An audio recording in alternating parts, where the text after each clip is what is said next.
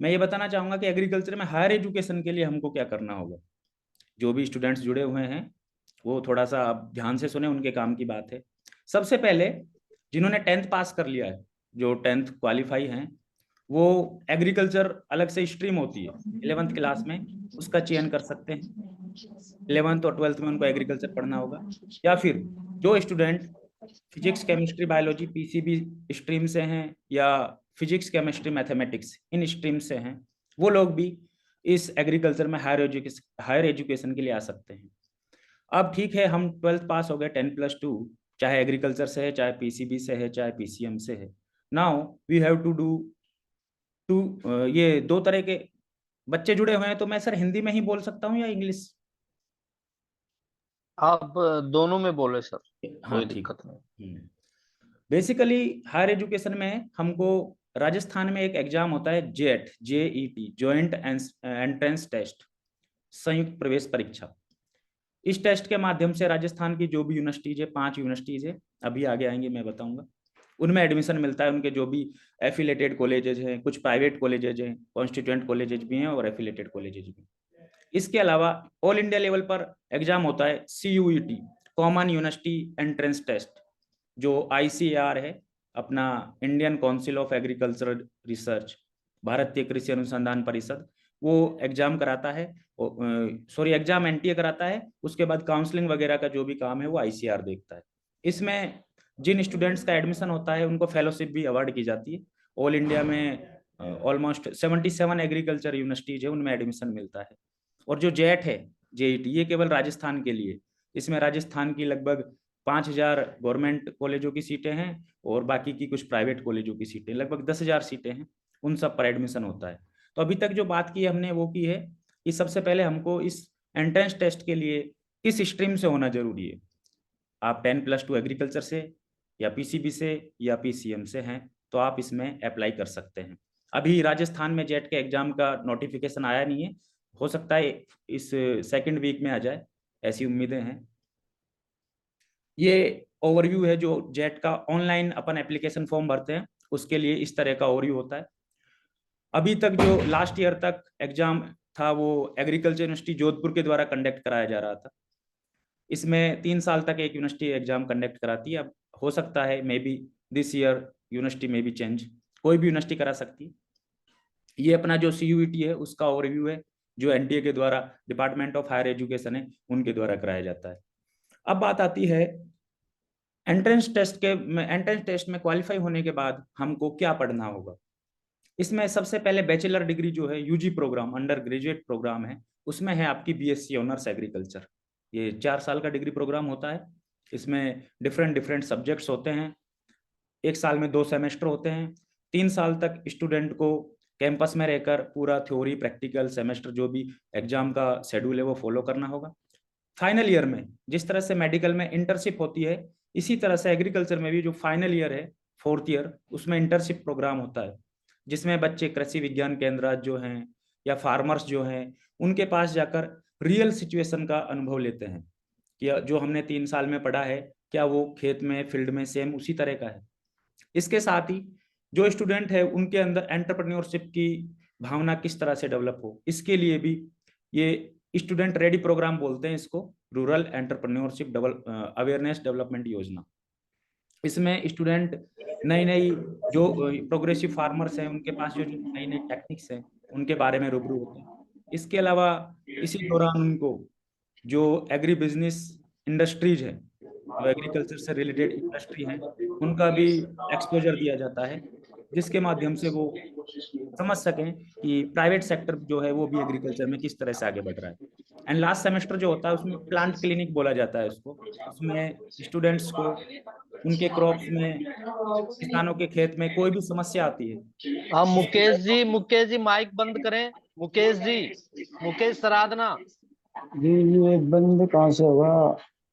Mic नीचे नीचे देखो, इसको क्लिक कर दो, म्यूट लिखा है जिसको। ये वीडियो। हाँ सर चलिए।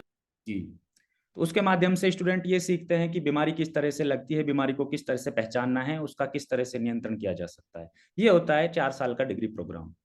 उसके बाद वापस एंट्रेंस टेस्ट लगता है, सेम ICAR अपना नेशनल लेवल का कंडक्ट कराता है और अपनी जो यूनिवर्सिटी है वो MSc में एडमिशन के लिए कराती है।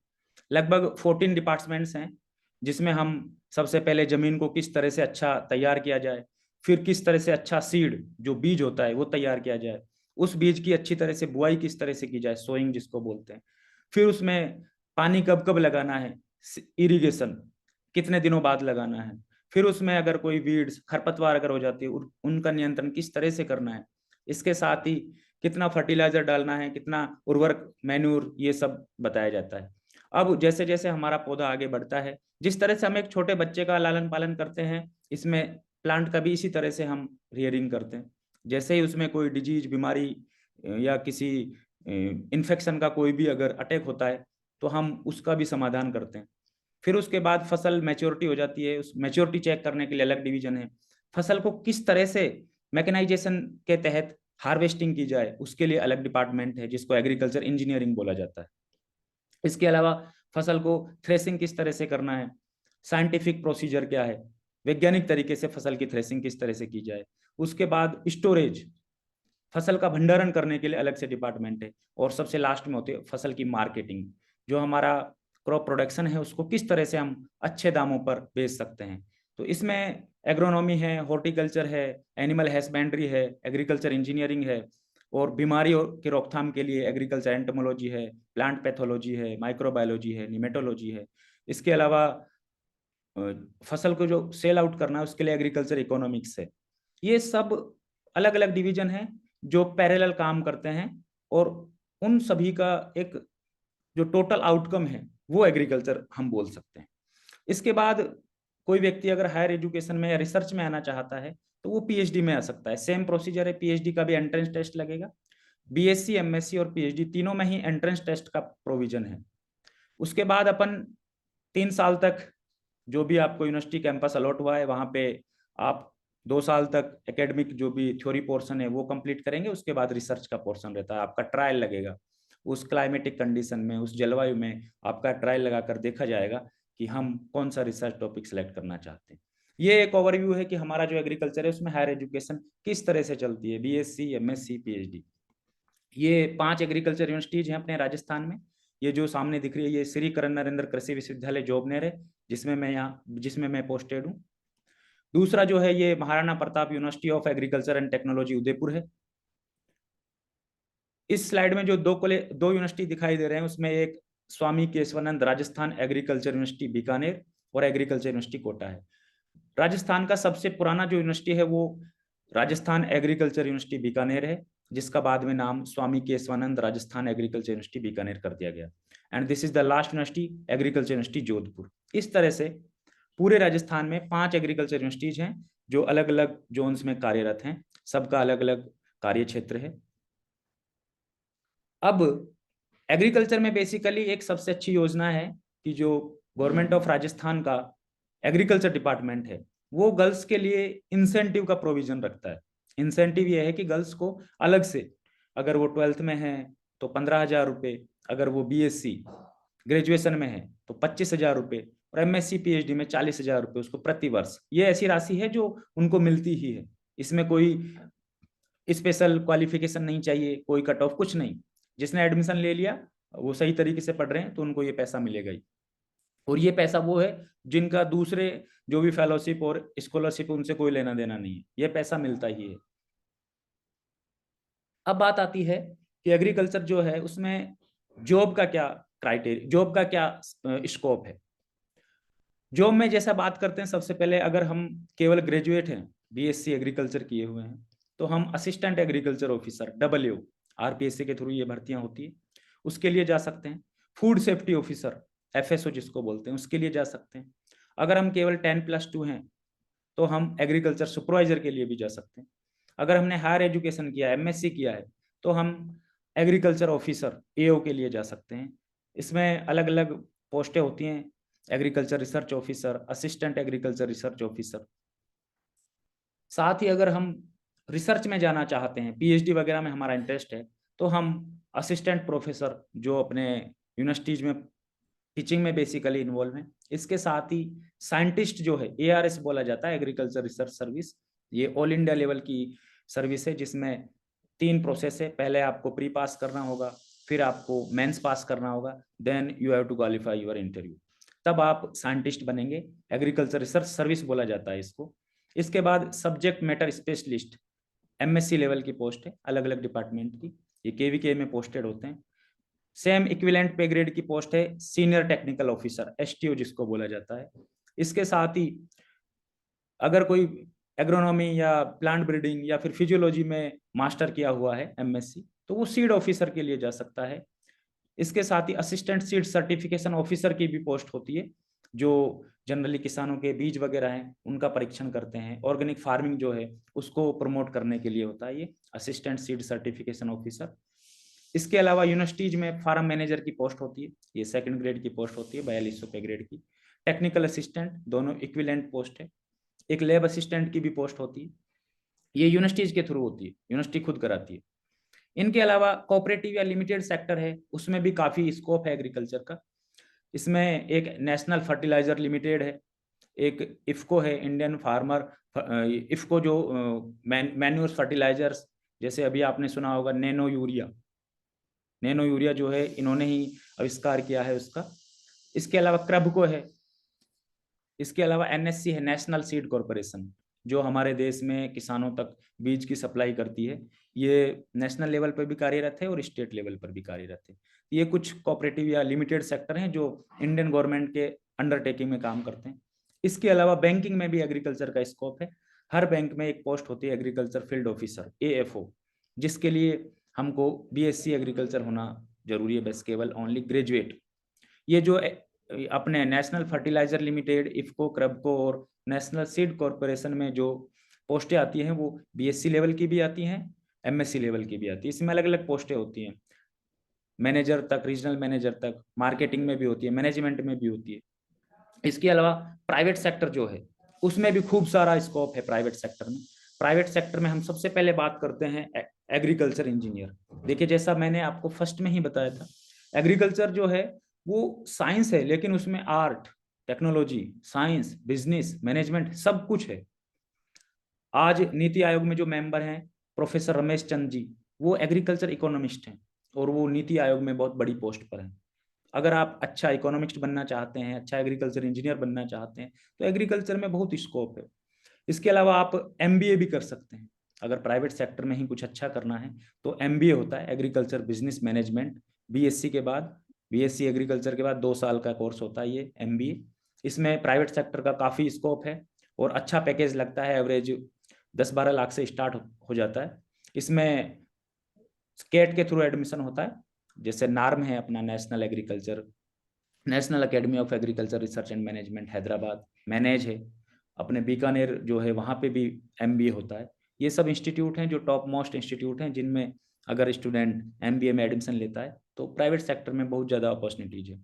इसके अलावा आप किसी प्राइवेट फर्म में कंसल्टेंट के रूप में काम कर सकते हैं। जैसे हम किसी डॉक्टर के पास जाते हैं कि हमको कुछ प्रॉब्लम हुई है, डायग्नोस कीजिए। सेम जो बड़े बड़े कॉन्ट्रैक्ट फार्मिंग होती है, कॉन्ट्रैक्ट फार्मिंग बेसिकली क्या है, इसमें एक पर्टिकुलर एरिया जो है उसमें बड़े लेवल पर खेती की जाती है, उस एरिया को सेलेक्ट किया जाता है, उसके पश्चात वहाँ पर जो भी इनपुट लगता है वो कंपनीज अवेलेबल कराती है। जैसे हम जो चिप्स खाते हैं, पेप्सिको जो है, इसके अलावा एप्पी फिज, ये माजा, ये सब लोग क्या है, कॉन्ट्रैक्ट फार्मिंग करते हैं। इनको एक पर्टिकुलर क्वालिटी का प्रोडक्ट चाहिए, इसलिए ये एक बहुत बड़े एरिया में कॉन्ट्रैक्ट फार्मिंग करते हैं। तो वहाँ पे आप कंसल्टेंट के रूप में काम कर सकते हैं। एग्रीकल्चरल सेल्स ऑफिसर, जो प्राइवेट कंपनीज हैं उनमें सेल्स ऑफिसर की भी पोस्ट होती है। मार्केटिंग एग्जीक्यूटिव, जो एग्रीकल्चर सेक्टर में जो किसानों से एंटरटेन करते हैं। इसके अलावा R&D research and development, private companies खुद के साइंटिस्ट हायर करती है अगर आप MSc या PhD करके वहाँ पे ज्वाइन करते हैं, और बहुत अच्छा पैकेज है वहाँ पे। इवन गवर्नमेंट सेक्टर से भी काफ़ी ज़्यादा पैकेज वहाँ पे मिलता है। फिर प्लांटेशन मैनेजर की भी पोस्ट होती है, किसी पर्टिकुलर प्लांट में आप मैनेजर की पोस्ट पर ज्वाइन कर सकते हैं। जैसे कुछ ये वेयर हाउस वगैरह होते हैं, भंडार गृह जिनको बोलते हैं, CWC, केंद्र सरकार के भंडार गृह होते हैं। इसके अलावा सीड टेक्नोलॉजिस्ट, प्राइवेट सेक्टर में कंपनियां खुद के सीड डेवलप करने के लिए जो प्लांट ब्रीडिंग में एमएससी पीएचडी लोग होते हैं उनको हायर करती है, उनको as a scientist, as a technical scientist वो लोग हायर करते हैं और काफ़ी अच्छा पैकेज उनको मिलता है। इंडिया में दुर्भाग्य है या मालूम नहीं क्या प्रॉब्लम है, हॉर्टिकल्चर और वेजिटेबल, बागवानी और सब्जी उत्पादन में जो हमको बीज चाहिए होता है वो बीज प्राइवेट सेक्टर से आता है। उनका एक अधिकार है प्राइवेट सेक्टर का, मोनोपोली है प्राइवेट सेक्टर की, उसमें बहुत बड़ा स्कोप है। अभी भी हमारा जो गवर्नमेंट सेक्टर है वो इसमें सीड प्रोडक्शन में लैग कर रहा है। देखिए गवर्नमेंट सेक्टर ने बहुत कुछ किया है। एक टाइम जब हम आज़ाद हुए थे तो हमारे पास खाने के लिए अन्न नहीं था, अमेरिका से लाल सड़ा गेहूं आता था, उसके लिए दौड़ भाग करते थे। लाल बहादुर शास्त्री जी ने भी बोला था कि वीक में एक दिन आप व्रत रखिए, फास्ट कीजिए। लेकिन आज कंडीशन बहुत कुछ बदल चुकी है। इसमें बहुत बड़ा जो रोल है वो ICAR, Indian council of agricultural research, भारतीय कृषि अनुसंधान परिषद का है, जिन्होंने ऐसा देश जहाँ पे भुखमरी थी, आज ऐसा वो देश बहुत सारी जो एग्रीकल्चर कमोडिटीज है उनको एक्सपोर्ट करने में, हम हमारे यहाँ से राइस जो बासमती राइस फेमस है उसको हम दूसरे देशों को भेजते हैं। हमारे यहाँ का अल्फांजो जो मैंगो आपने देखा होगा, आम जिसको बोलते हैं, उसका लगभग 70% जो है वो हम एक्सपोर्ट करते हैं यूरोपियन कंट्रीज में। हमारे यहाँ से अनार, पोमेग्रेनेट वो है वो हम एक्सपोर्ट करते हैं। तो ऐसा नहीं है, एग्रीकल्चर का जो सेक्टर है बहुत बड़ा है। इवन सिंगल सीड स्पाइसेज जो है, आपका मेथी है, धनिया है, जीरा है, इनमें लगभग हम 5,000 करोड़ का विदेशी मुद्रा हर साल प्राप्त करते हैं, जिसमें हमारा राजस्थान का एरिया कुछ है, कुछ केरला का एरिया है। इसके अलावा हॉर्टिकल्चर में बहुत बड़ा स्कोप है। आपने देखा होगा आजकल जो 5 स्टार होटल्स हैं वहाँ पे अलग से लैंडस्केपिंग की जाती है, बहुत सुंदर जो हमको ग्रीनरी दिखाई देती है। उस ग्रीनरी के पीछे जो काम करने वाले लोग हैं वो एग्रीकल्चर में हॉर्टिकल्चर जो डिवीजन है उसके हैं। इसके अलावा एग्रीकल्चर इकोनॉमिस्ट हो ही गया। एग्रीप्रेन्योर, अगर कोई व्यक्ति चाहता है कि नहीं मुझे जॉब नहीं करनी है, मैं खुद का कोई बिजनेस एस्टेब्लिश करना चाहता हूँ, तो वो व्यक्ति एग्री एंटरप्रेन्योर जो है, एग्रीप्रेन्योर जिसको बोलते हैं, अपना कोई भी स्टार्टअप एस्टेब्लिश कर सकता है। इसके तहत जो अपनी सेंट्रल गवर्नमेंट है और जो नाबार्ड बैंक है वो लोग उनको सब्सिडी प्रोवाइड कराते हैं। इसमें एग्री क्लिनिक भी है, एग्री क्लिनिक के माध्यम से आपको लोन इजीली मिलेगा। उसके बाद आपको 30% तक सब्सिडी मिलेगी उसमें। अगर किसी ने 1 करोड़ रुपए का लोन लिया है एग्री क्लिनिक के तहत, नाबार्ड जो है वो प्रोवाइड कराता है, तो उसको लगभग 70% ही, 70 लाख रुपए ही वापस रीपे करने होते हैं। एग्रीकल्चर सेक्टर में अगर कोई एग्रीकल्चर ग्रेजुएट या पोस्ट ग्रेजुएट या डॉक्टरेट करने के बाद खुद का बिजनेस एस्टेब्लिश करता है तो उसको बहुत ज़्यादा स्कोप है, बहुत ज़्यादा मदद सरकार करती है कोई भी स्टार्टअप एस्टेब्लिश करने में। उसके अलावा फूड टेक्नोलॉजिस्ट, बड़ी बड़ी कंपनियां हैं जो जिनको हम MNC बोलते हैं, मल्टीनेशनल कंपनीज हैं, जो ये अपने बिस्किट, नमकीन या जो भी सॉफ्ट ड्रिंक है इनको बनाती है। वहाँ पे क्या है, उस जो क्वालिटी है उसको टेस्ट करने के लिए एग्रीकल्चर के रिसर्चर या टेक्निकल पर्सन्स को हायर करते हैं। बहुत सारे लोग हैं जो पतंजलि जो कंपनी है उसमें बहुत अच्छी अच्छी पोजीशंस पे हैं, हिमालय में बहुत अच्छी पोजीशंस पे हैं, इस तरह से। इसके अलावा एनवायरमेंटल साइंटिस्ट में कुछ लोग जो एग्रीकल्चर फिजिक्स में या एग्रोनॉमी में या मीटियोरोलॉजी जिसको बोलते हैं, जिसमें हम मौसम की जानकारी देते हैं, किसानों को जो एडवाइजरी दी जाती है ना कि आज मौसम खराब है, कल बारिश हो सकती है, कल टेम्परेचर ये रहेगा, ये सारी चीज़ें एग्रीकल्चर का ही एक डिपार्टमेंट है जिसको हम बोलते हैं एग्रोनॉमी, उसमें एग्री मीटरोलॉजी है, उसके तहत ये सब एडवाइजरी जारी की जाती है। और आजकल तो प्राइवेट जो एजेंसीज हैं वो बिल्कुल डिट्टो एग्जैक्ट हमको बताती है आज का टेम्परेचर ये रहेगा, कल बारिश हो सकती है। तो ये सब चीज़ें एग्रीकल्चर में रिसर्च की बदौलत पॉसिबल हुआ है। जो हम फोरकास्ट कर पाते हैं कि 5 दिन बाद बारिश होगी, ये एग्रीकल्चर की जो मीटरोलॉजी ब्रांच है उसकी बदौलत ही ये पॉसिबल हो पाया है।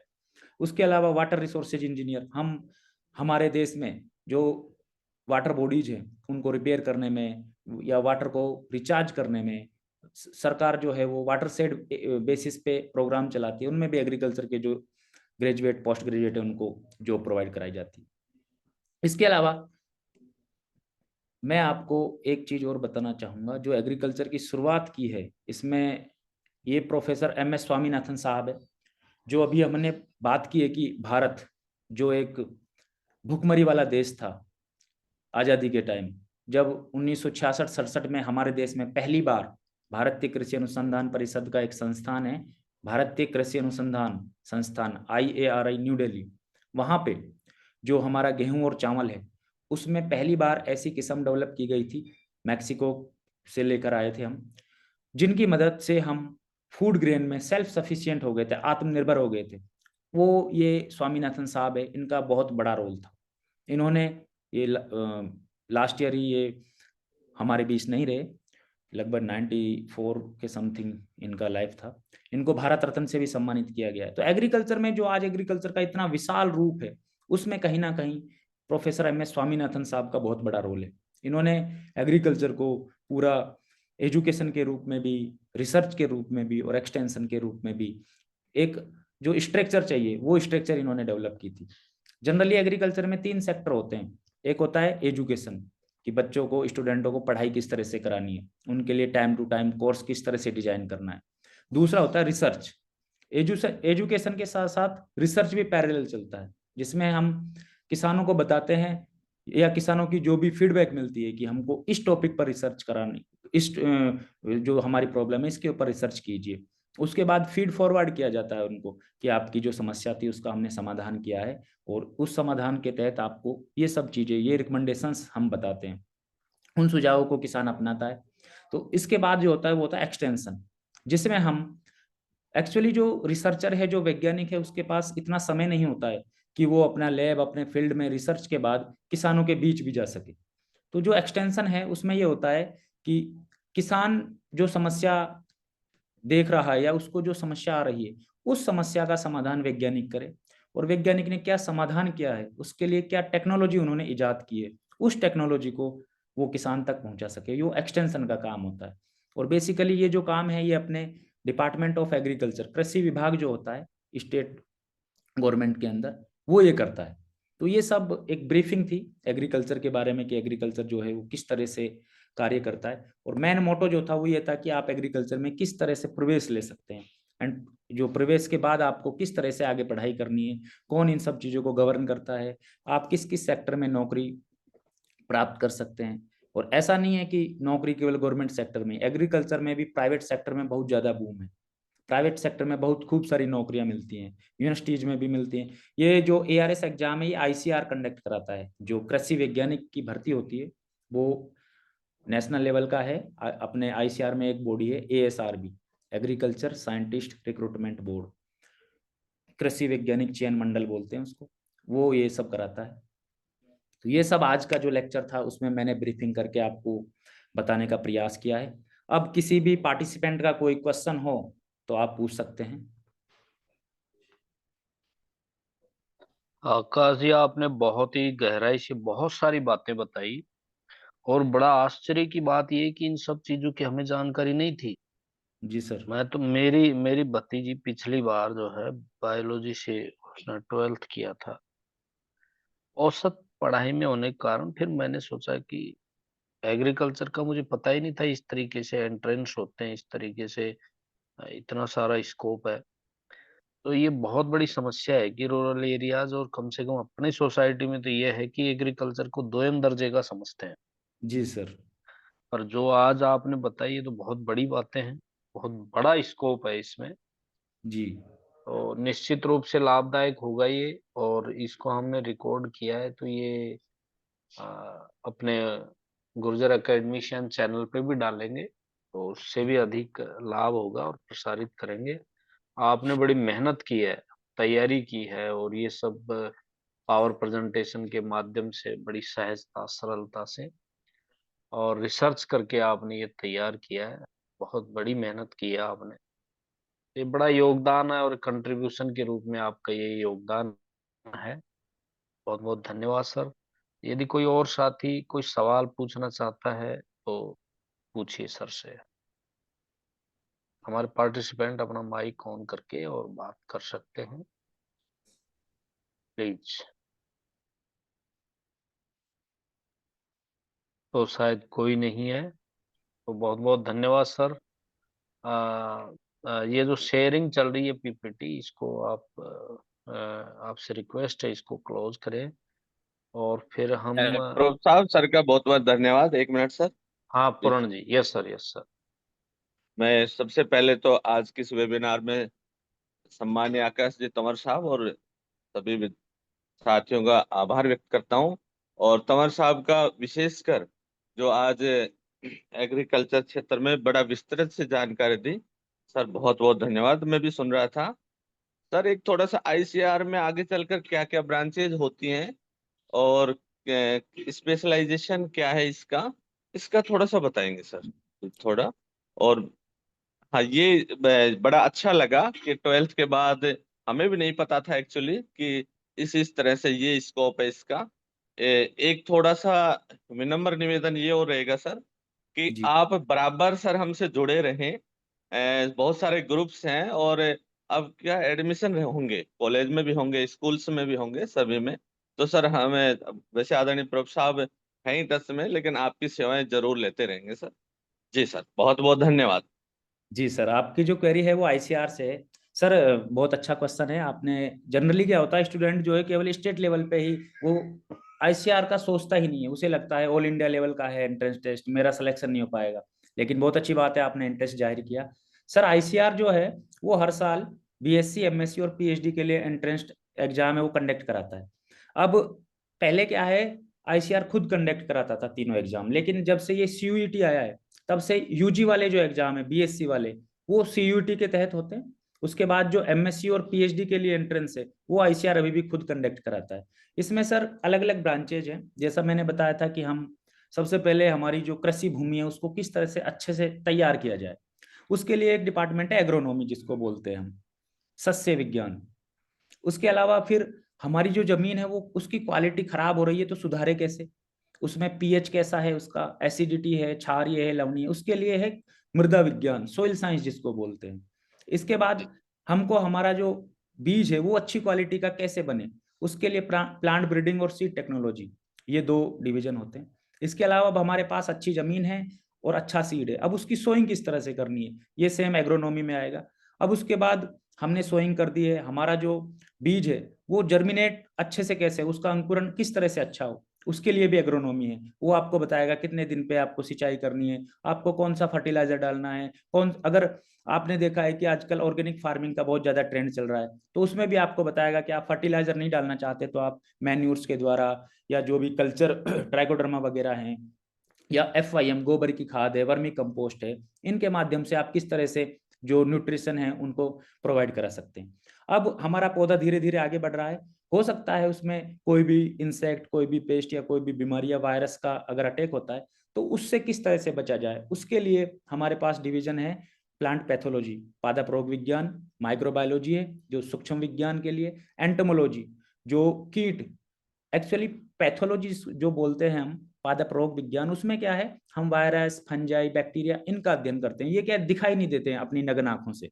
और एंटोमोलॉजी में क्या है, ऐसे इंसेक्ट जैसे हमने बार बार देखा होगा टिड्डा का अटैक होता है, लोकस्ट जिसको बोलते हैं, अपन ग्रामीण भाषा में उसको राम जी का घोड़ा, राम जी का घोड़ा ऐसा कुछ बोलते हैं।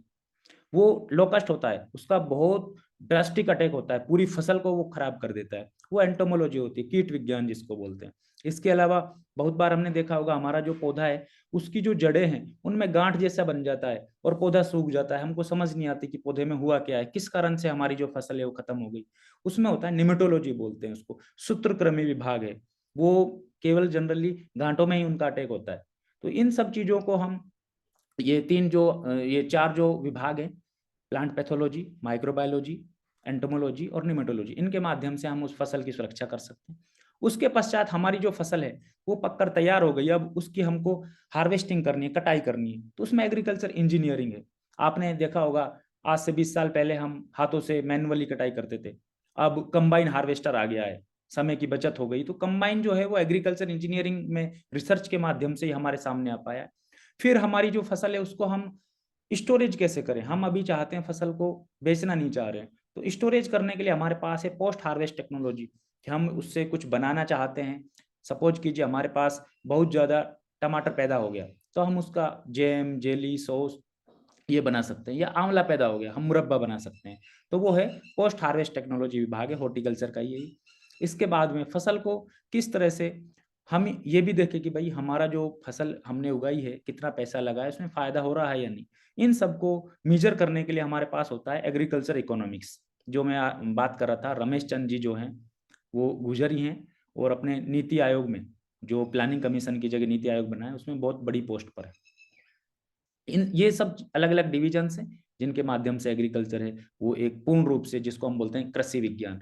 तो कृषि विज्ञान केवल घास फूस की पढ़ाई, घास फूस उगाना या गाय भैंस पालना कृषि विज्ञान नहीं है। कृषि विज्ञान का जो क्षेत्र है बहुत ज्यादा वाइड है, इसमें एक एक चीज को बड़ी बारीकी से देखा जाता है। जैसे मेडिकल साइंस है, मेडिकल साइंस में बहुत कम अड़चन है, लेकिन कृषि विज्ञान में बहुत ज्यादा अड़चन है, क्योंकि हर जगह का क्लाइमेट, हर जगह की जलवायु, हर जगह की सोइल, हर जगह का जो वातावरण है वो अलग अलग है। तो कृषि वैज्ञानिकों के सामने बहुत बड़ी चुनौती होती है इतने बड़े एरिया में।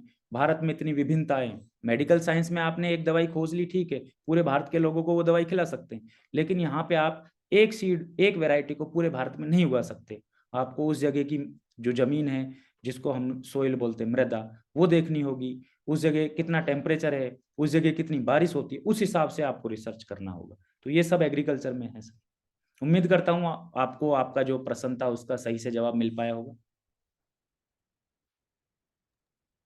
बहुत ही बहुत धन्यवाद सर, और इतनी सर सहजता सरलता से।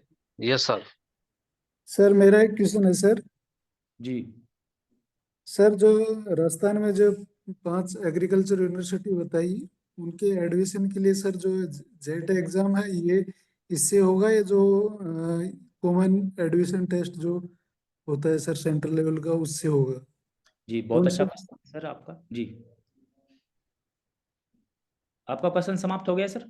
जी जी जी। जी, बहुत अच्छा क्वेश्चन है सर। एक्चुअली अपने जो एग्रीकल्चर यूनिवर्सिटीज हैं 5, उसमें यूजी में 15% सीटें और पीजी पीएचडी में 25% सीटें रिजर्व होती है, जिनमें ऑल इंडिया लेवल का कोटा होता है। इसमें जो ऑल इंडिया लेवल का टेस्ट है उसके थ्रू ही एडमिशन होता है, जेट से नहीं होता है। जेट से एडमिशन होगा, उसके बाद वो सीटें खाली रहती है, उनमें उन्हीं से जो अपना ऑल इंडिया लेवल का टेस्ट है उसमें आप राजस्थान का अगर कोई पार्टिसिपेंट है वो भी आ सकता है, या फिर ऑल इंडिया लेवल का जिसका नंबर आए वो भी आ सकता है। ये जरूरी नहीं है कि भाई आप राजस्थान के हैं तो आप वहां पे नहीं आ सकते। आपके पास 2 ऑप्शन है, आप ऑल इंडिया वाले से भी आ सकते हैं, आप जेट से भी आ सकते हैं। वहाँ पे 15% सीटें तो बीएससी के लिए और 25% सीटें एमएससी पीएचडी के लिए रिजर्व रहती है। उसमें आईसीआर आपको अच्छी खासी फेलोशिप भी प्रोवाइड कराता है। अभी 15,000 यूजी के लिए, 25,000 पीजी के लिए, और 42,000 लगभग 42,000 रुपये पीएचडी में। अगर कोई उस टेस्ट में अच्छी रैंक लेके आता है तो हर महीना 42,000 रुपये उनको मिलेगा। सर दूसरा क्वेश्चन ये था सर मेरा, जी कि इसमें सीबीएसई बोर्ड से 11 12th के बाद क्या ये एग्रीकल्चर का उसमें भी स्कोप है क्या सीबीएसई बोर्ड से? सर, जैसा एक्चुअली अपने राजस्थान में क्या है, राजस्थान में एग्रीकल्चर को एक अलग से संकाय बनाया हुआ है, कृषि संकाय बोलते हैं। लेकिन दूसरे जो स्टेट है जैसे हरियाणा हुआ, वहां पे क्या है, एग्रीकल्चर को संकाय नहीं बनाया गया, अलग से स्ट्रीम नहीं है। आप बायोलॉजी मैथमेटिक्स के साथ एग्रीकल्चर पढ़ें, ठीक है, नहीं आप बायोलॉजी मैथमेटिक्स वाले एग्रीकल्चर में आते हैं। ये केवल राजस्थान में है सर। Okay sir. जी, thank you sir. Okay sir.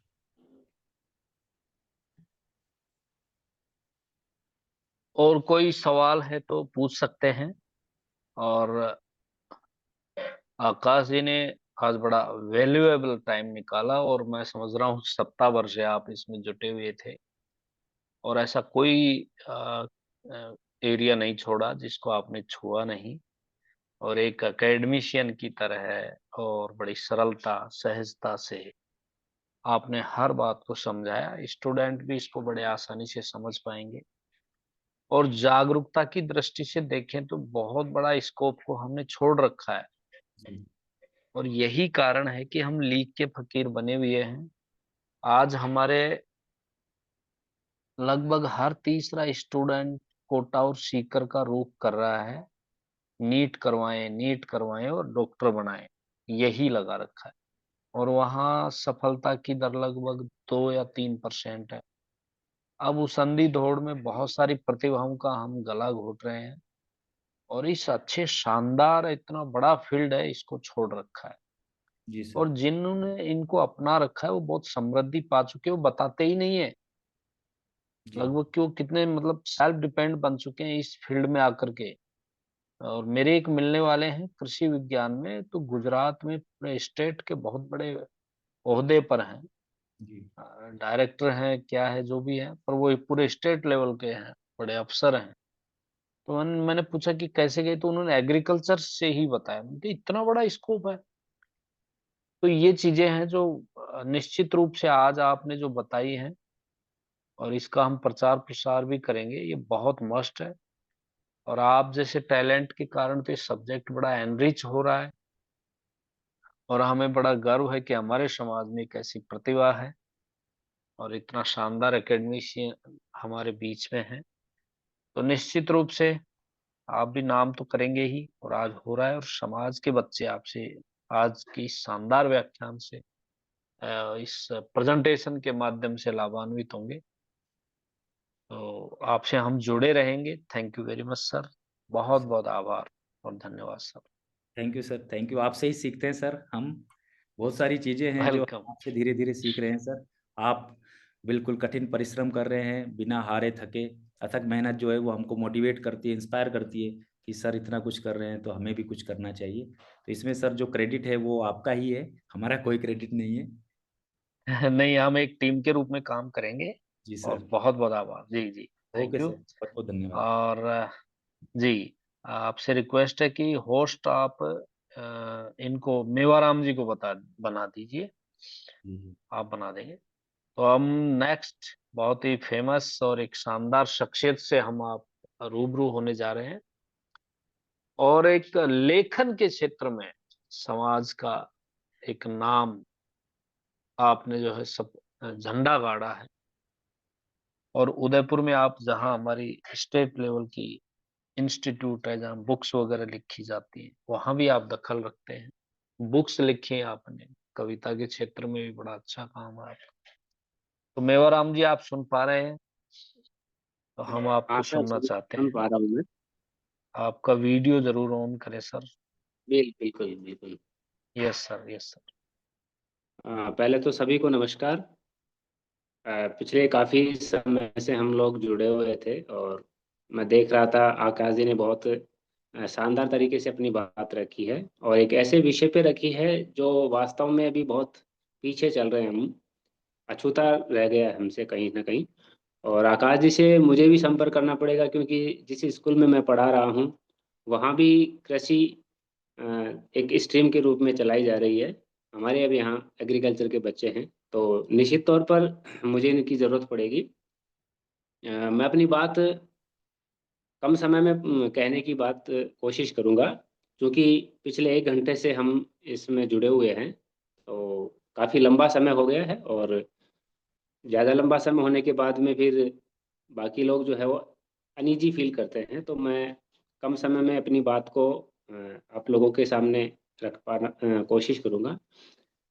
सबसे मुझे जो टॉपिक दिया था, अभिव्यक्ति में करियर, जैसा कि अभी आकाश जी कह रहे थे कि इस फील्ड में हमारे समाज के लोग जो हैं वो बहुत कम हैं। लेकिन मैं ये कहना चाह रहा हूँ कि ये जो फील्ड, जो मैं जिस विषय पे बात करना चाह रहा हूँ, कम्युनिकेशन पे, उसमें तो और भी कम है, और इतने कम हैं जिनको अंगुलियों पे गिना जा सकता है। आज साहित्य की बात कर लें हम, चाहे न्यूज़ टीवी की बात कर लें, हमारे समाज के इक्के दुक्के लोग ऐसे हैं जो कहीं कहीं दिखने लगे हैं।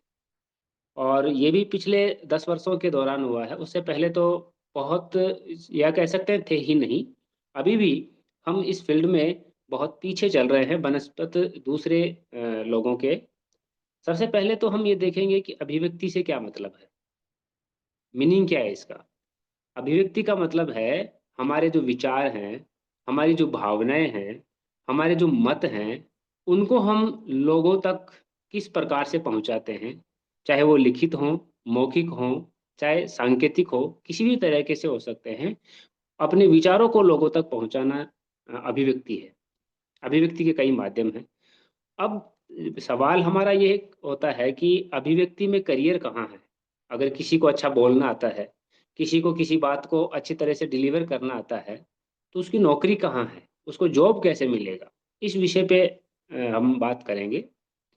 हम बात करते हैं मास कम्युनिकेशन से, पत्रकारिता के क्षेत्र में। वीएमओयू यूनिवर्सिटी है, Varthaman Mahavir quota open university. ये पीजीएमसी का कोर्स करवाती है, जो 1 साल का होता है। और उसके बाद में अगर कोई कैंडिडेट चाहे तो वो एमजेएमसी का कोर्स भी, जो मास्टर लेवल का कोर्स है, ये भी कर सकता है। बहुत ज़्यादा इसकी फीस भी नहीं होती है, लगभग 5,000 के आसपास इसकी फीस ये रखते हैं। तो ये एक अच्छा विषय है, अच्छा कोर्स है।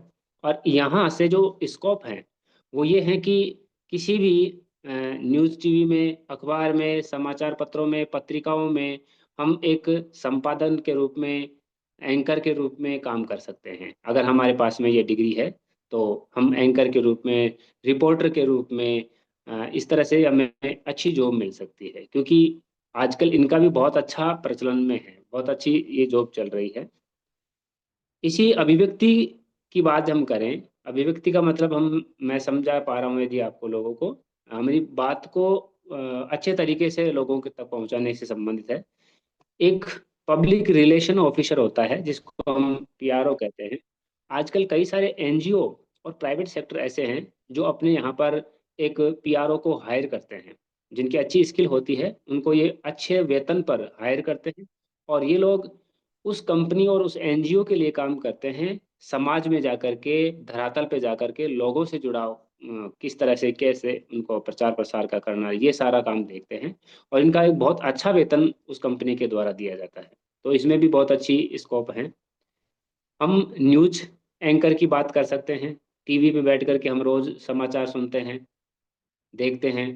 तो ये जो लोग बोल रहे हैं एक बहुत सरलता से, सहजता से और बिना रुके, बिना झिझक के, इतनी आसानी से अच्छा बोलते हैं। तो ये जो अभ्यास है, ये जो कला है, इससे हमें न्यूज एंकर की जॉब भी मिल सकती है। बुक राइटर की अगर हम बात करें, यहाँ भी स्कोप अच्छे हैं।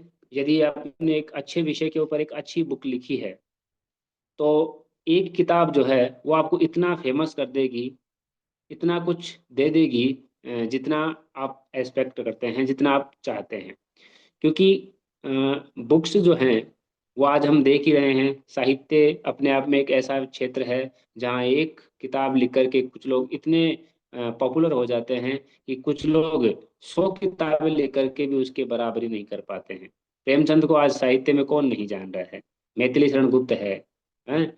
ये ऐसी किताबें हैं और ऐसे कवि और लेखक हुए हैं जिन्होंने अपनी एक एक दो दो रचनाओं से एक तरह से अमर हो गए। तो इस तरह का भी अगर किसी व्यक्ति में रुचि है, क्योंकि यहाँ सबसे अच्छी मेन जो चीज़ है वो है रुचि, क्योंकि रुचि का विषय है ये। अगर उसकी रुचि है तो बुक राइटिंग का काम कर सकते हैं हम। कहानी, कविता, नॉवेल, फिल्म स्क्रिप्ट, आजकल कथेतर साहित्य भी अच्छा चल रहा है, तो इसमें भी काम कर सकते हैं और अच्छे पब्लिशिंग से उसको प्रकाशित करवाएं। अच्छी रॉयल्टी भी आजकल देते हैं। हालांकि रॉयल्टी जो एक तरह से बहुत ज़्यादा नहीं होती है लेकिन दी जाती है, लेकिन उस किताब की एवज में जो एक पॉपुलैरिटी किसी को मिलती है वो एक बहुत अच्छी। कुछ यूनिवर्सिटीज के नाम यदि हम बात करें, जैसे मैं मास कम्युनिकेशन की बात कर रहा था, पब्लिक रिलेशन ऑफिसर की बात कर रहा था, तो इसके कुछ डिप्लोमा और डिग्रीज हैं जिनको वीएमओयू कोटा करवाता है। हमारे पास में ही एक निम्स यूनिवर्सिटी है, ये भी कोर्सेज करवाती है। एक Indian institute of mass communication, ये भी इस प्रकार का कोर्सेज करवाते हैं। सेंट्रल यूनिवर्सिटी हैं, ये भी को करवाती है। राजस्थान यूनिवर्सिटी की बात करें, यहाँ पर भी है। और लड़कियों के लिए बनस्थली विद्यापीठ, यहाँ पर भी बहुत अच्छे जो है।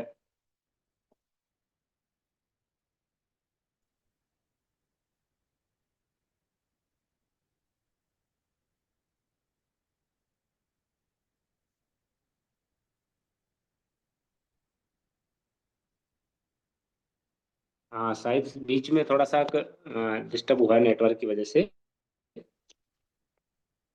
अब आवाज आ रही है कि sir? Yes sir, yes sir, बिल्कुल। जी जी। आगे हम बढ़ते हैं।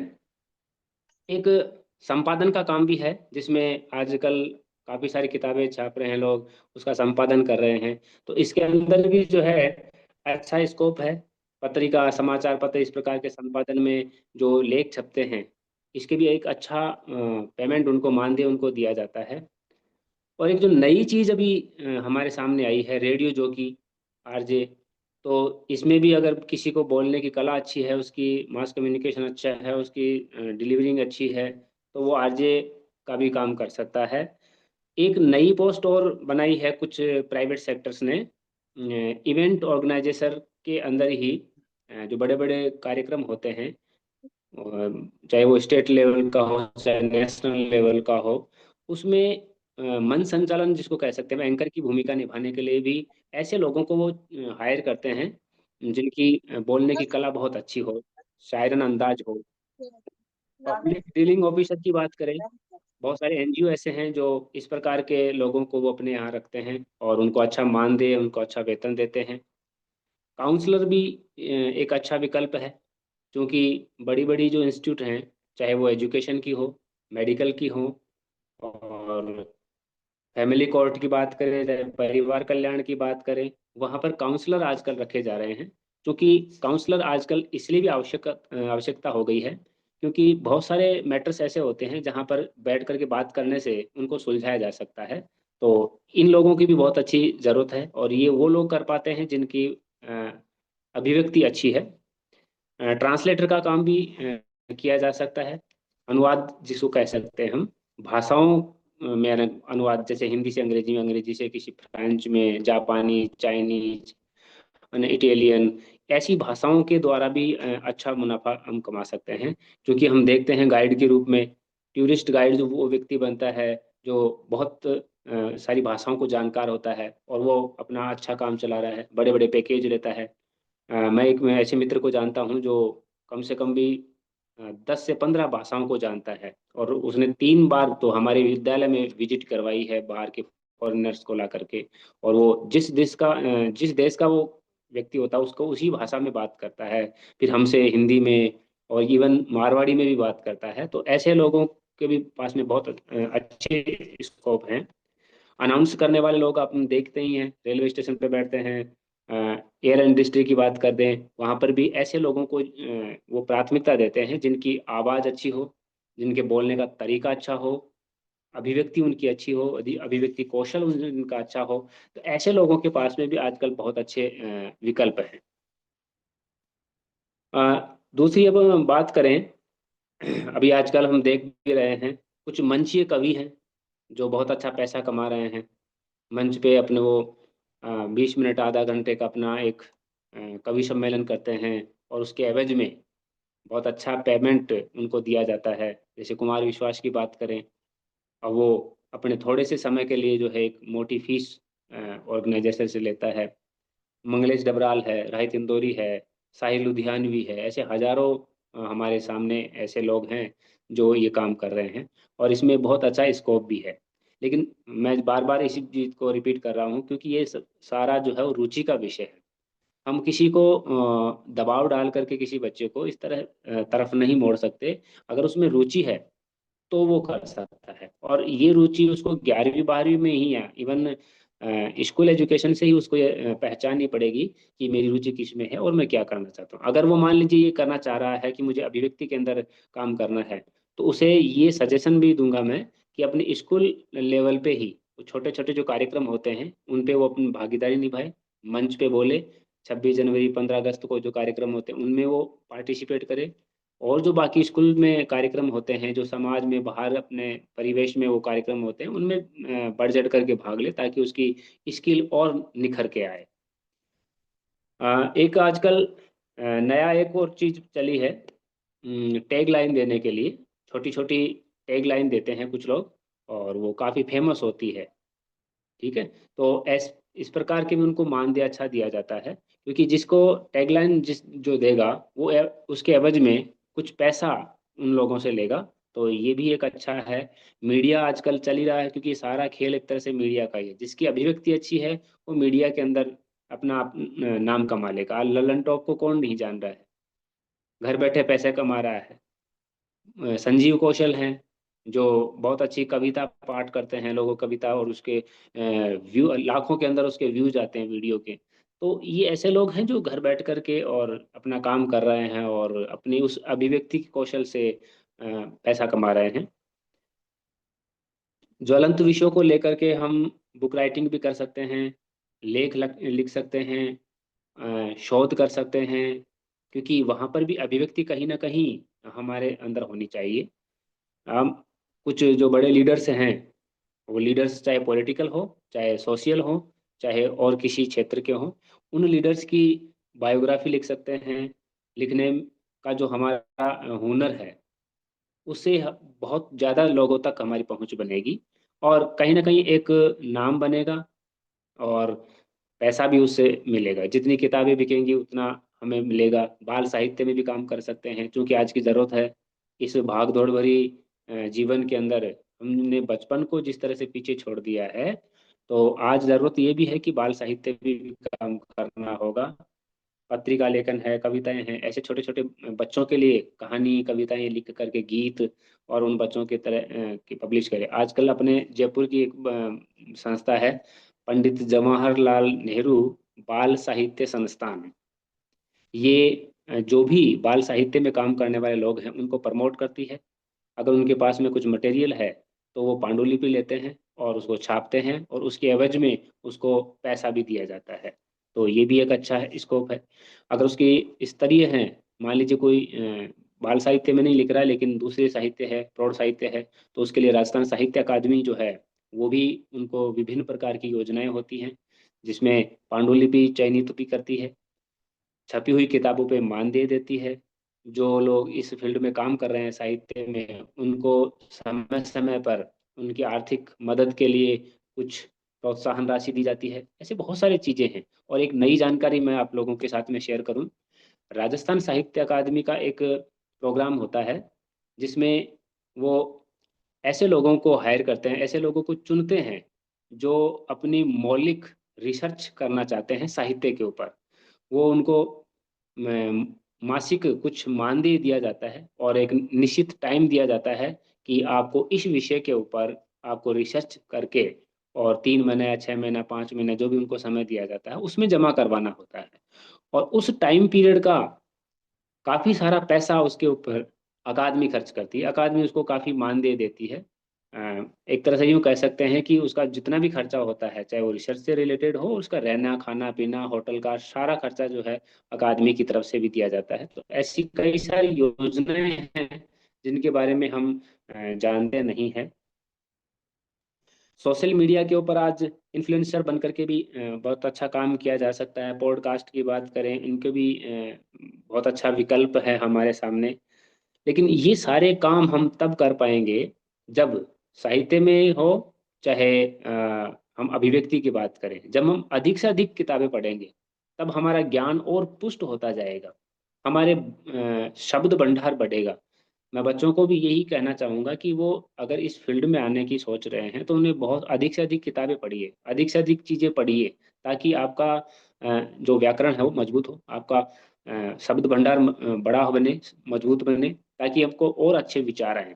तो इन सारी चीजों से हम बहुत सारी चीजें सीख सकते हैं, बहुत सारी चीजें कर सकते हैं। बहुत सारे ऐसे फील्ड हैं जिनके बारे में हम जानते ही नहीं हैं।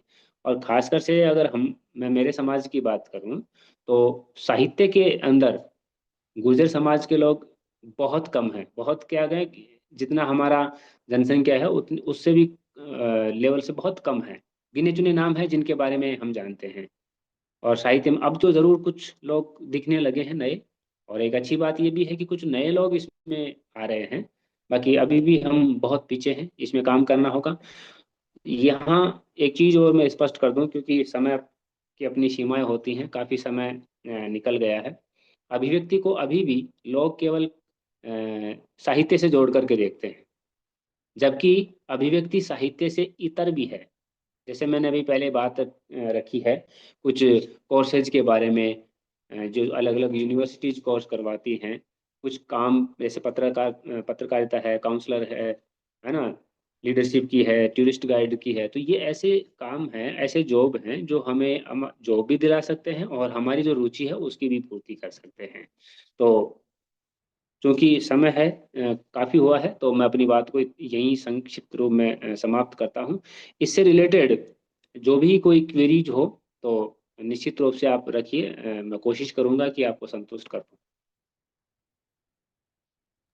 बहुत बहुत धन्यवाद सर। बहुत सारी चीजें बताई आपने कि अभिव्यक्ति जैसी चीज को, और एक बहुत बड़ी बात बताई आपने कि अभिव्यक्ति जैसी अ, एक बहुत ही अच्छे कार्य को हमने उसको बहुत सामान्य या मैं कहूँ महत्वहीन समझ रखा था। और सोशल सोशल मीडिया पे तो देखता हूँ कि यूट्यूब पे इन पे बहुत सारे पैसे कमा रहे हैं आजकल के युवा युवतियां भी। हम्म। हमारे समाज में भी कुछ बच्चियां मैंने देखा है बड़ा अच्छा काम कर रही है, न्यूज चैनल वगैरह इस तरह का चला रही हैं।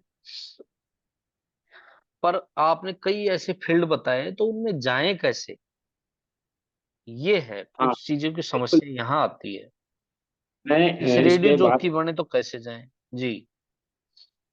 एक्चुअली मैं ये सारी बातें बड़े विस्तार से कहना चाह रहा था, लेकिन चूंकि समय काफ़ी हो गया है ना, तो इसलिए मैं अपनी बात को शॉर्ट में संक्षेप में किया है। बाकी कुछ यूनिवर्सिटीज के नाम मैंने बताए हैं अभी, जैसे बीजेएमसी की और इनके कुछ यूनिवर्सिटी हैं जो ये काम कर सकती हैं, जो करवाती हैं कोर्सेज। और समय समय पर कुछ प्राइवेट कंपनीज हैं, कुछ एनजीओ हैं जो इनको हायर करते हैं। तो हम वहाँ जा सकते हैं, वह उनके आवेदन कर सकते हैं और अपना डेमो दे सकते हैं। अब कुछ चीज़ें ऐसी होती हैं जो जैसे इन्फ्लुएंसर की बात करें, तो उसके लिए हमें कहीं जाने की ज़रूरत नहीं है। अगर हम में क्वालिटी है और हम कुछ बेहतर कर सकते हैं, तो अपना खुद का यूट्यूब चैनल बनाइए और शुरू कर दीजिए। कहीं कुछ जाने की ज़रूरत नहीं है। आज कई सारी महिलाएं ऐसी हैं जो घर पे बैठ करके अपने यूट्यूब चैनल पर अपने पाक कला के द्वारा, अपने भोजन बनाने की अलग अलग विधियों के द्वारा कुछ छोटे छोटे वीडियो बनाती हैं और शेयर करती हैं, और उससे काफ़ी पैसा कमाए जा रहे हैं। तो इसमें कहीं जाने की ज़रूरत नहीं है। अभिव्यक्ति का मतलब केवल मात्र साहित्य लेखन नहीं है। अभिव्यक्ति एक बहुत बड़े लेवल का विषय है, और आज ऐसा कोई क्षेत्र नहीं है जहां अच्छे कम्युनिकेशन स्किल वाले व्यक्ति की जरूरत नहीं। हमारे राजस्थान में एक कहावत है कि बोलने वाले के ढूंढना बिक जाए और नहीं बोलने वाले के रास पड़ी रह जाए। वो वाली बात है। जो अच्छा बोल सकता है, जो अच्छी तरह से अपनी बात को रख सकता है, उसको लोग हायर करेंगे, उसकी बात मानेंगे। वो कई बार ऐसे भी मौके आते हैं जब गलत बात को भी वो बहुत अच्छे तरीके से रखता है कि लोग उस पर विश्वास करके नहीं, ये बात सत्य होगी। तो इस प्रकार की चीजें हमें करनी होंगी, साहित्य के नहीं, अंदर एक हमें चीज आना होगा। जी, हम्म। एक हाँ बीच सर। में इंटरप्ट करूंगा कि सबसे जी। बड़ी बात यह है कि कमाई होने हो, पर हमारे लोग बड़े हम्म। शर्मिले रहे हैं, और अभिव्यक्ति की समस्या तो बहुत बड़ी है। तो बिल्कुल। इस चीज से भी अगर देखा जाए तो बहुत जरूरी है कि हम कैसे एक्सप्रेशन ही नहीं सीख पा रहे हैं हमारे, कम से कम शुद्ध हिंदी बोलना, इंग्लिश लैंग्वेज पे पकड़ बनाना, और सीधे हम्म। डायरेक्ट बड़े बड़े अधिकारी हो, और चाहे कोई भी कॉरपोरेट सेक्टर हो या किसी इंटरव्यू में हो, तो हम लोग बोल नहीं पाते हैं। तो ये बहुत मस्ट है कि इस पे हम फिर कभी एक और रखेंगे। तो कोई और सवाल है तो सर से पूछें, हाँ, मेवाराम जी पार्टिसिपेंट्स। नमस्कार। बहुत जी सर। बहुत अच्छा। हाँ, बहुत अच्छा सेशन रहा आपका। और बिल्कुल मेरे छोटे छोटे दो तीन प्रश्न है सर। एक तो अपने जैसे राजस्थान एजुकेशन है, इसमें 11th 12th में जर्नलिज्म का कोई सब्जेक्ट चलता है या नहीं? सीबीएसई का क्या है इसका? है एक दूसरा। एक तो दूसरा क्वेश्चन सर मेरे से रिलेटेड है। मैं थोड़ा सा मेरा परिचय देता हूँ। पूरनमल गुजर, मैं सीनियर टीचर हूँ एमजीजीएस कराना बानसूर। ऐसे बाहर रहता था 12, और मैं भी जूम चलाते थे डॉक्टर रूप सिंह जी के साथ कोरोना काल में जीकैप की। तो मैं बैठे बैठे मैंने भी जर्नलिज्म में वीएमओयू से ग्रेजुएशन कर लिया। अब आगे इसको मैं बढ़ाऊं और फिर क्या स्कोप है? क्या अपने एसआईआरटी में भी इस तरह की कोई पोस्ट होती है क्या? ये मेरा दूसरा क्वेश्चन है सर। जी। जी बिल्कुल। पहला सवाल जो आपका था कि स्कूल एजुकेशन में इस प्रकार के कोर्सेज अभी तक नहीं है। हमारी विडंबना ये है कि जब एससीएफ लिखा जा रहा था, क्योंकि मैं एससीएफ में सदस्य था, एससीईआरटी में, और हम लोगों ने बड़ी पुरजोर तरीके से ये मांग रखी थी कि सर इस प्रकार के जो कोर्सेज हैं, जैसे एजुकेशन की बात करें, एजुकेशन में कई लोग एमए कर रहे हैं, लेकिन स्कूल लेवल पे एक विषय के रूप में अभी एजुकेशन है ही नहीं। शिक्षा को एक विषय के रूप में अभी एजुकेशन नहीं पढ़ाया जा रहा। तो ऐसे के लिए हमने काफ़ी सजेशंस दिए हैं सरकार को। अभी तक तो स्कूल एजुकेशन में नहीं है। आपने जो कहा है कि मैंने बीजेएमसी वीएमओयू किया है, ये अच्छी बात है। पर आप तो चूंकि ऑलरेडी पहले से ही सीनियर टीचर हैं, तो इस फील्ड में आने की बजाय अगर इसी में करेंगे तो ज़्यादा बेहतर होगा। लेकिन यदि कोई व्यक्ति जिसने बीजेएमसी कर रखा है तो अपने जॉब के साथ साथ वो एमजेएमसी भी कर सकता है। पहले किसी न्यूज़ टीवी में कहीं रिपोर्टर का काम कर सकता है, या कहीं पत्रकारिता में। कई सारे लोग ऐसे भी होते हैं जो बोलने में हिचकिचाते हैं, लेकिन उसका माइंड बड़ा अच्छा चलता है। मतलब मेरे कहने का मतलब ये है कि वो लिखना बहुत अच्छा लिख सकते हैं, लेकिन बोल नहीं सकते। तो उन लोगों के लिए भी बहुत अच्छा स्कोप ये है कि वो समाचार पत्रों के अंदर जो बड़े बड़े आर्टिकल्स होते हैं, जो प्रूफ रीडिंग का काम करते हैं, या फिर जो थॉट्स लेकर के आते हैं, उनके लिए काम कर सकते हैं। भाई वो बोल नहीं सकते लेकिन लिख तो नहीं सकते हैं, तो लिखने वाले को भी आजकल बहुत से लोग हायर करते हैं। तो वहाँ भी बहुत अच्छा स्कोप है, क्योंकि कोई भी फील्ड ऐसा नहीं है जिसमें स्कोप नहीं हो। हाँ, ये जरूर है कि कहीं कम है, कहीं ज़्यादा है, कहीं प्रतिशत उसका ज़्यादा है तो कहीं है।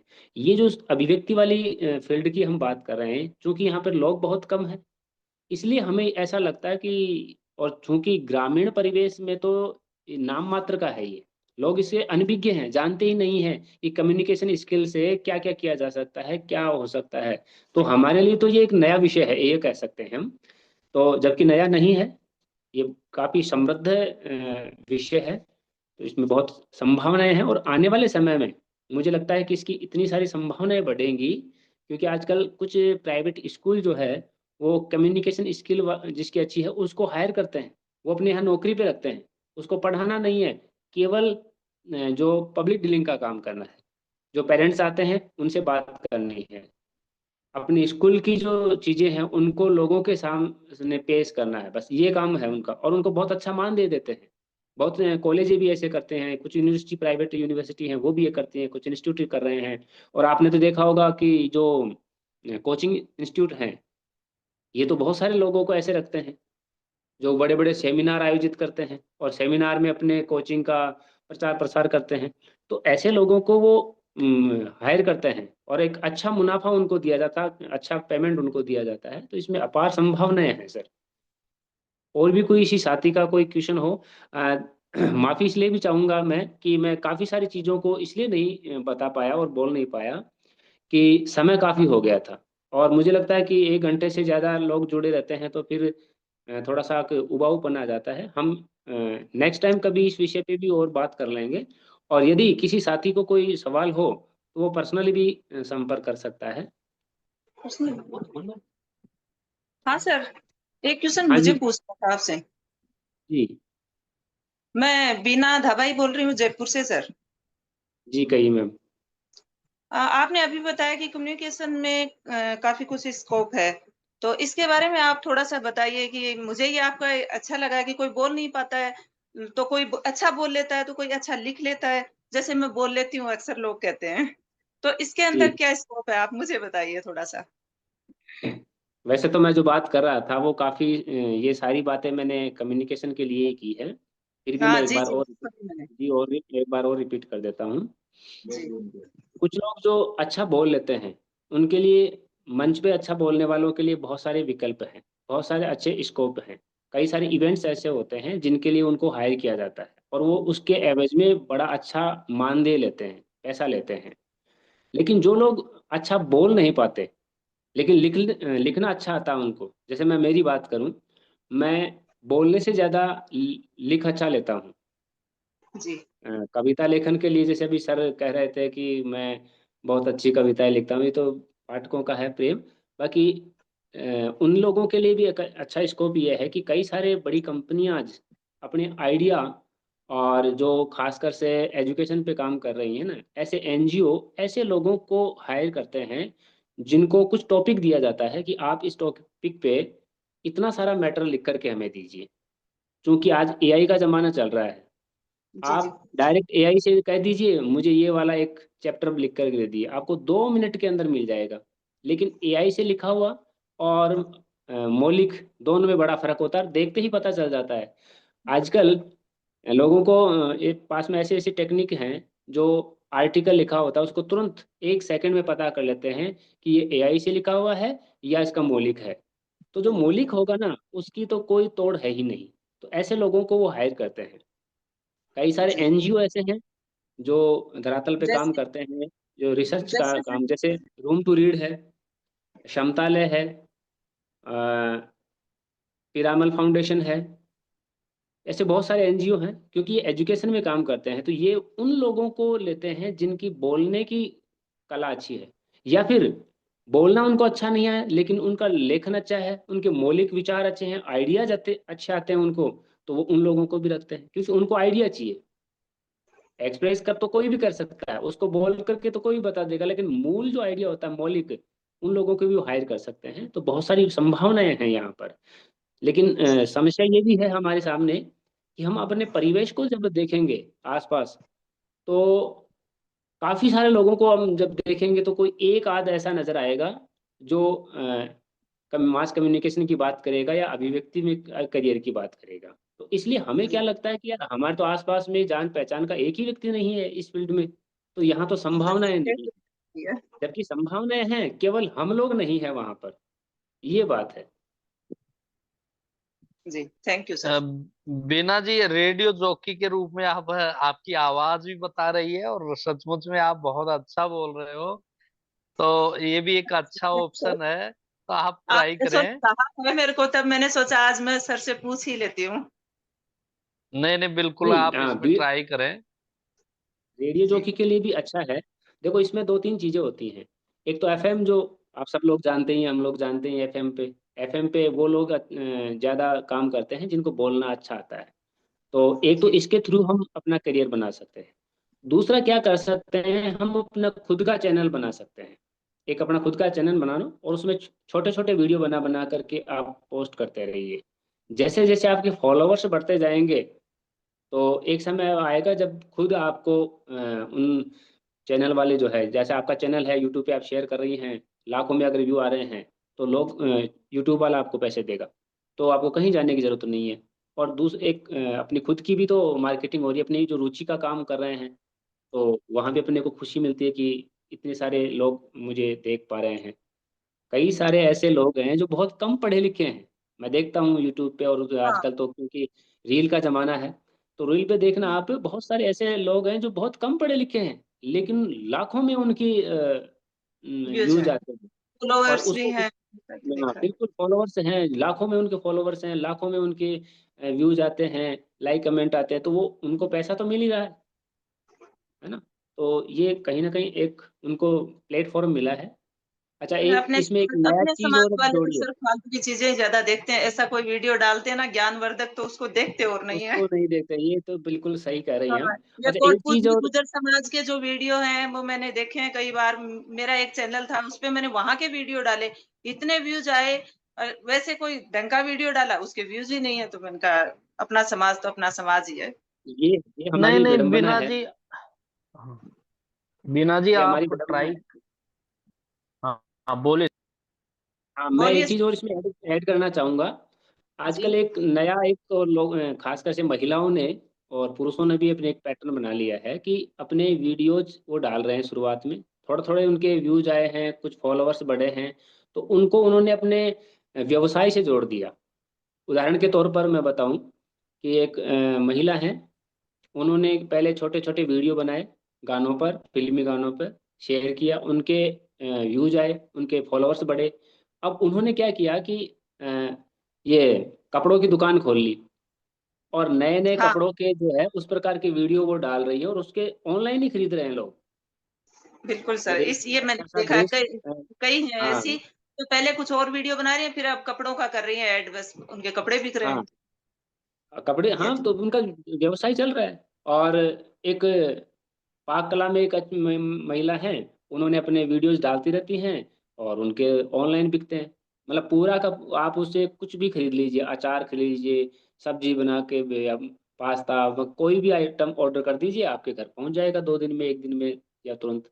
तो ये कहीं ना कहीं एक अपने को प्लेटफॉर्म तो मिला, तो जी इससे सर, भी जोड़ा जा सकता है। Thank you sir. आपने अपना जी कीमती समय दिया मुझे, इसके लिए थैंक यू सो मच। जी, धन्यवाद। कम से कम किसी ने तो कोई सवाल रखा। हाँ नहीं सर, मैंने तो बाकी तो स्क्रीनशॉट लेके रखा था आपका। मैंने कहा उस दिन काउंसलिंग होगी, मैं इनको ज्वाइन करूंगी और कुछ क्वेश्चंस जी होंगे जी, मैं पूछूंगी। जी। मैं फेसबुक पर देखा था इसके बारे में। किस नाम से आपकी? मुस्कान गुजर। अच्छा जी। जी जगराम जी। चलो, बहुत ही बढ़िया, शानदार बातें बताई आपने और आकाश जी ने। तो हम लोग ये जारी रखेंगे आगे भी। तो हाँ सर, बताइए, आप कुछ बोल रहे थे। मैं यही कहना चाह रहा था कि क्योंकि हमारा दोनों का टॉपिक लगभग खत्म हो गया है और समय भी काफी हो गया है, तो हम नेक्स्ट टाइम किसी ऐसे विषय के ऊपर एक बार और बात कर लेंगे, है ना? तो बिल्कुल बिल्कुल बिल्कुल एक चीज है, बिल्कुल। एक निवेदन आपसे ये भी रहेगा और आकाश जी से भी, कि आकाश जी ने जो पीपीटी यहाँ शेयर की थी, स्क्रीन शेयर, अगर उसको पीडीएफ में आप मंगवा लें तो हम उसको दूसरे ग्रुप्स में भेज सकते हैं, ताकि थोड़ी सी मदद मिल सके। आज हाँ बिल्कुल। बहुत कम लोग जुड़ पाए हैं, तो सर, ऐसे क्योंकि प्रोग्राम 10-15 आप लोग ही थे तो। करते रहिएगा और अपने समाज के बारे में भी, अपने समाज में जो कुरीतियां बुराइयां, ऐसे टॉपिक भी रखा कीजिए। और ये मतलब महीने में एक बार या फिर 15 दिन में एक बार, ये ऐसे प्रोग्राम होने चाहिए। धीरे धीरे जुड़ते जाएंगे लोग, ऐसी बात नहीं है। तो इससे अपना समाज सुधार भी कर सकते हैं अपन, घर बैठे बैठे लोगों को जोड़ते हैं। बिल्कुल, ये आज की बिल्कुल यूथ है अच्छी जो गलत दिशा में जा रही है, उसको आप जैसे वेल एजुकेटेड लोग जब गाइड करेंगे तो मेरे को लगता है कि उसमें काफी कुछ सुधार होगा। जी बिल्कुल। बिल्कुल और बड़ा बिल्कुल। अच्छा लगा कि आप अपने बच्चे को साथ बिठा रखा है और सुना रही है, ये बड़ा देख करके अच्छा तो लगा मैं मुझे। मेरे बच्चों को ऐसे प्रोग्राम्स में, धार्मिक प्रोग्राम हो, राजनीतिक प्रोग्राम हो, सामाजिक प्रोग्राम हो, मैं जयपुर रहती हूँ, मेरे बच्चों की पैदाइश शहर की है, लेकिन गांव का हर रीति रिवाज, रिश्ता सब मैं इनको जोड़ के रखती हूँ, क्योंकि मैं खुद आज से 20 साल पहले की एमए बीएड हूँ। बहुत बढ़िया, जी बहुत ही बढ़िया। तो मैं कई बार देखता हूँ आपको उस पे, कोटपुतली गुजर समाज वाले उस ग्रुप पे आप एक्टिव हैं, हाँ, मैं पढ़ती हूँ उसमें, जो आप आते आर्टिकल हैं। रहते हैं उनको मैं पढ़ती हूँ, फॉलो जी भी जी। करती हूँ। कई चीजें होती हैं तो अच्छी लगती हैं तो कमेंट बिल्कुल भी कर बिल्कुल देती हूँ कभी कभी। बिल्कुल। नहीं, जी हमारे जगराम जी, एक समाज बार में। पुनः आपको बधाई और जी शुभकामनाएं और आभार कि आपने एक अच्छा प्लेटफॉर्म लिया और हम लोगों को जोड़े रखा, कुछ नए लोगों तक अपनी बात पहुंचाने का मौका दिया, उसके लिए आपको आभार। और उम्मीद करता हूं भविष्य में भी हम इस प्रकार से एक टीम के रूप में काम करेंगे, क्योंकि ये जी सर, हम बिल्कुल। सबकी एक सामूहिक जिम्मेदारी है। हाँ, थैंक यू सर। तो बहुत इसको बढ़िया, जारी रखिए, बहुत बढ़िया, है ना? Thank you sir. जी बिल्कुल थैंक यू। ओके। बिल्कुल। थैंक यू वेरी मच, आप सभी हम को लिंक बहुत कर। बहुत धन्यवाद, आप सब शामिल हुए। और अपन फिर नेक्स्ट मीटिंग में मिलेंगे जल्दी। बहुत बहुत आभार। हम्म। Thank you. Okay sir.